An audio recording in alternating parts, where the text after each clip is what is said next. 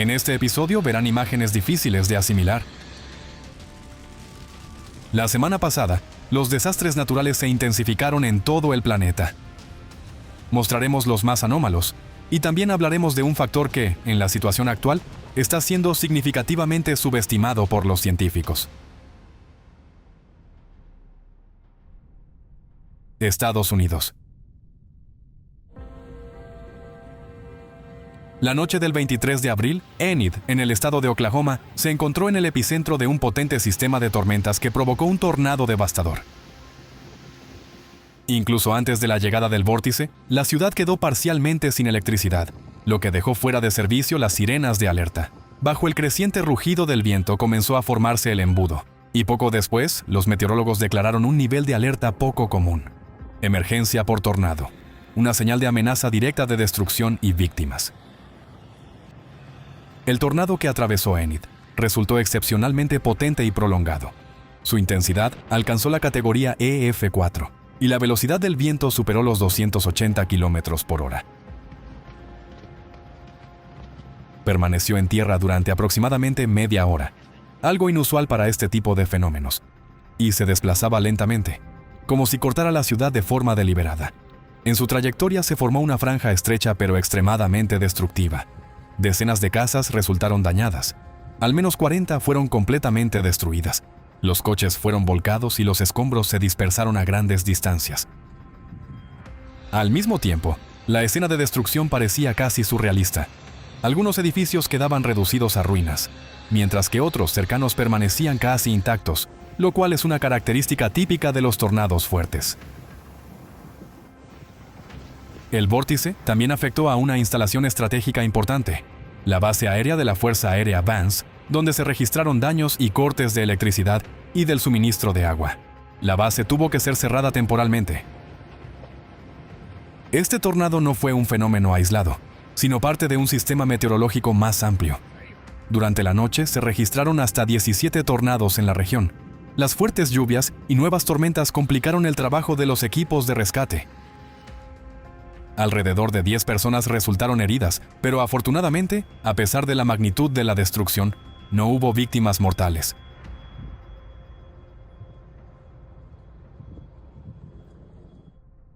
Ucrania.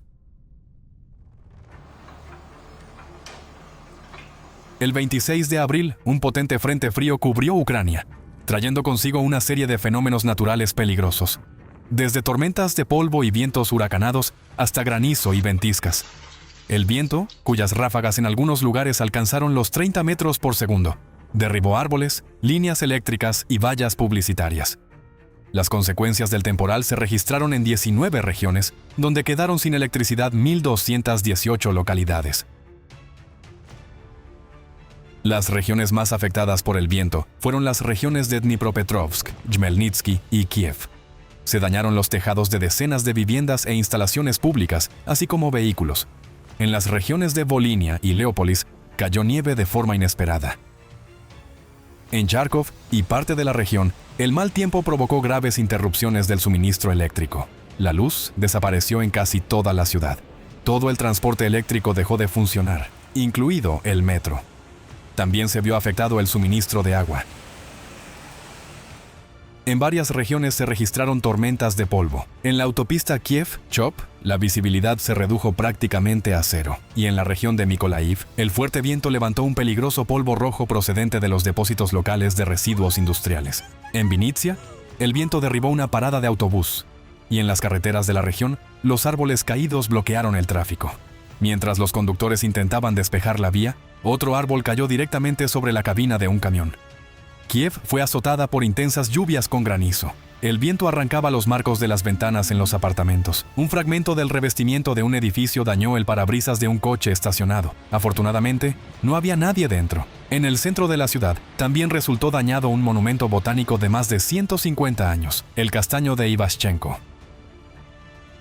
En la región de Kiev también se registraron graves daños en la infraestructura. En la ciudad de Vyshhorod, el viento huracanado arrancó el techo de una vivienda. Lamentablemente, en todo el país, como consecuencia del temporal, 3 personas murieron por la caída de árboles y otras 8 resultaron heridas.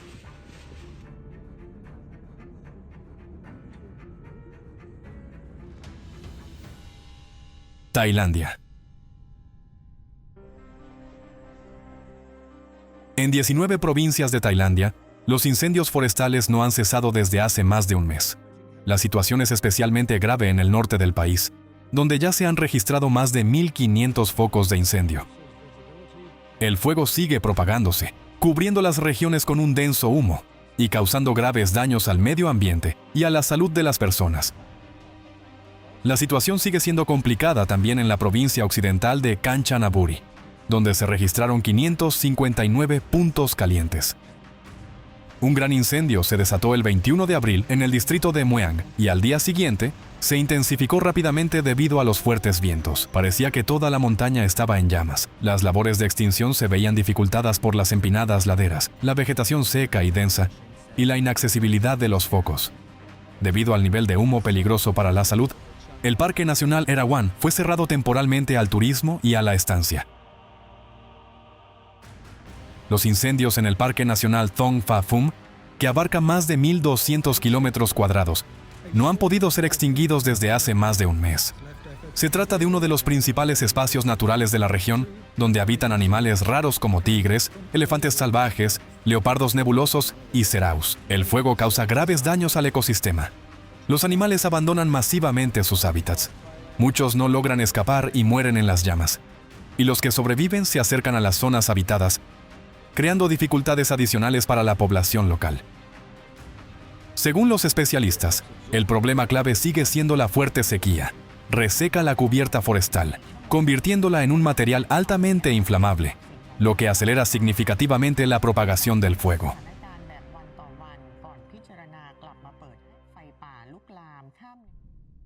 Rusia. En la segunda mitad de abril, la parte europea de Rusia vivió una serie de irrupciones de frío invernal con lluvia helada, nevadas y vientos huracanados. El 20 de abril, en el Distrito Federal del Volga, la temperatura descendió bruscamente y comenzó a nevar. El mal tiempo complicó seriamente la situación en las carreteras. En la autopista M12 en Chuvashia y la región de Nizhny Novgorod se produjeron numerosos accidentes, en parte debido a que muchos conductores ya habían cambiado a neumáticos de verano. En Nizhny Novgorod y su región, según el Centro Hidrometeorológico, en 2 días cayó prácticamente la norma mensual de precipitaciones. En la República de Mariel, la altura del manto de nieve alcanzó los 29 centímetros. En Chuvashia, debido a los cambios de temperatura, la nieve fue rápidamente sustituida por una prolongada lluvia helada que cubrió árboles y cables con una gruesa capa de hielo. Bajo su peso, las ramas se rompían masivamente. Los árboles caían sobre coches, casas y líneas eléctricas. Para la mañana del 21 de abril, se registraron alrededor de 60 averías en las redes eléctricas y parte de las zonas quedó sin suministro eléctrico. En la región de Kirov, las precipitaciones prácticamente no cesaron durante varios días, y para el 22 de abril en algunos lugares se formaron acumulaciones de nieve de hasta 32 centímetros. En Kirov, en 5 días de nevadas cayó el equivalente a 1,5 normas mensuales de precipitaciones. Un manto de nieve temporal también fue registrado por numerosas estaciones meteorológicas en el Distrito Federal Central del país. En el asentamiento de Cherusty, en la región de Moscú, en un solo día se formaron acumulaciones de nieve de hasta 11 centímetros. El 24 de abril, un ciclón tormentoso ártico azotó la península de Kola. Las ráfagas de viento en la costa alcanzaron valores huracanados. El mal tiempo estuvo acompañado de nevadas y ventiscas, con una visibilidad reducida hasta 200 metros. En Murmansk, en 2 días cayeron casi 19 milímetros de precipitaciones, lo que representa alrededor del 70% de la norma mensual de abril. La situación se vio agravada por el hielo y los cambios de temperatura, lo que provocó fallos en la infraestructura y numerosos accidentes de tráfico. En la noche del 22 de abril, en el distrito de Novokuznetsk, de la región de Kemerovo, se produjo el colapso parcial de un tramo de la carretera Bielsk-Novokuznetsk. En el kilómetro 186, entre los asentamientos de Yulay y Kandalev, debido a la saturación del suelo por el agua de deshielo, la calzada se hundió y se desplazó lateralmente. La longitud total del tramo destruido fue de al menos 30 metros y la profundidad del hundimiento alrededor de 5 metros. El accidente paralizó de hecho la comunicación con 6 localidades. Al no existir rutas alternativas, quedaron completamente aisladas del exterior. Se declaró el estado de emergencia de carácter regional. Para el 24 de abril, los especialistas registraron una evolución negativa. Durante la noche, la carretera se hundió otros 20 centímetros. Se suspendió el tráfico de todas las rutas de autobús, incluidos los trayectos hacia la popular ciudad turística de Velocurica. Japón. El 20 de abril, en el Océano Pacífico, cerca de la costa de Sanriku, se produjo un potente terremoto de magnitud 7.4, con un foco a una profundidad de unos 19 kilómetros. Los temblores se sintieron en una amplia zona, desde el noreste de la isla de Honshu hasta Hokkaido, y la intensidad máxima alcanzó el nivel 5 más en la escala japonesa, lo que corresponde a sacudidas fuertes capaces de causar daños en los edificios. La sacudida más intensa se registró en la ciudad de Hashikami, en la prefectura de Aomori. Inmediatamente después del terremoto se emitió una alerta de tsunami. Se esperaban olas de hasta 3 metros, pero los valores máximos registrados fueron de alrededor de 80 centímetros en los puertos de la prefectura de Iwate, en los primeros minutos tras el terremoto. Los canales nacionales de televisión instaron de urgencia a los residentes de las zonas costeras a abandonar inmediatamente las áreas peligrosas. Más de 170,000 personas recibieron órdenes de evacuación. A pesar de la magnitud del terremoto, sus consecuencias fueron relativamente limitadas. Unas 10 personas resultaron heridas, se produjeron interrupciones en el transporte, incluida la detención de los trenes de alta velocidad Shinkansen y el cierre temporal de carreteras. También resultaron dañados decenas de edificios. Cabe destacar que en esta región, durante los últimos 10 años, se observaba un nivel de sismicidad estable y bajo, en el que el número de terremotos con intensidad superior a 1 en la escala japonesa no superaba entre 5 y 15 eventos al mes. Sin embargo, a finales de 2025 se registró un aumento de la actividad sísmica. El número de temblores se elevó a 60 o más eventos al mes, y en la actualidad se mantiene de forma estable en niveles elevados. El 22 de abril, en las montañas del asentamiento de Otsuchi, en la prefectura de Iwate, se desataron 2 incendios forestales. Desde las primeras horas se utilizaron helicópteros en las labores de extinción. Sin embargo, no fue posible detener la propagación del fuego. Ya para la tarde del día 23, las llamas habían destruido al menos 7 estructuras, incluidas viviendas.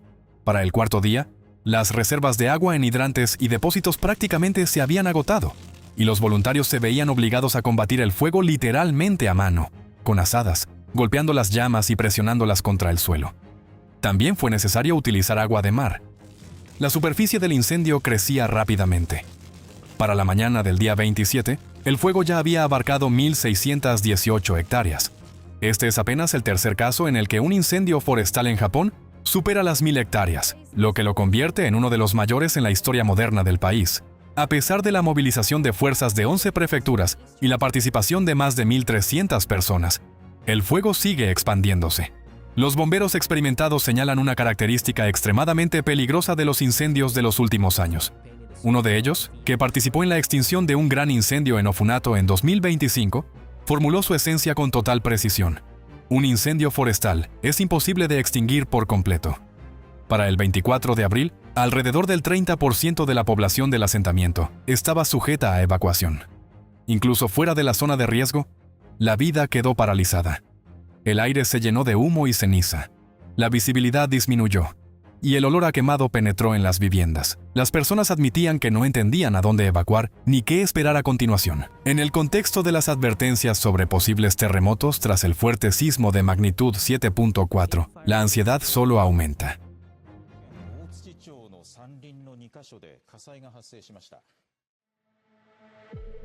En los acontecimientos ocurridos en Japón, hay un detalle que no puede ser ignorado. Cada vez más, los incendios se desarrollan de tal manera que su comportamiento ya es difícil de explicar únicamente por la sequía, el calor, el viento fuerte y otros factores climáticos habituales. Estas causas siguen siendo importantes, pero no siempre explican la magnitud de los incendios ni su resistencia a la extinción. Una serie de investigadores señalan que los focos de incendios a menudo coinciden con zonas de fallas profundas de la corteza terrestre, En estas áreas pueden liberarse a la superficie gases combustibles, metano, hidrógeno y otros productos de la desgasificación natural. En este caso, el fuego recibe un combustible adicional desde abajo. La desgasificación está directamente relacionada con la actividad sísmica. Cuando esta aumenta, se intensifica la liberación de gases a la superficie. Así, los recientes terremotos en Japón podrían haber activado adicionalmente los procesos de desgasificación y, junto con ello, haber intensificado la magnitud y la intensidad de los incendios. Al mismo tiempo, el factor de la desgasificación natural hoy en día casi no se tiene en cuenta en las evaluaciones del riesgo de incendios, como un posible mecanismo de intensificación de los incendios naturales. En el contexto del aumento de la actividad sísmica en el planeta, su papel puede estar significativamente subestimado. El hecho de que en distintos desastres naturales se estén registrando cada vez más anomalías subraya lo importante que es que los datos científicos circulen libre y rápidamente entre los investigadores de todo el mundo. Sin barreras ni limitaciones, solo uniendo el potencial científico y los recursos, la humanidad podrá responder de manera más eficaz a los desafíos de un clima cambiante.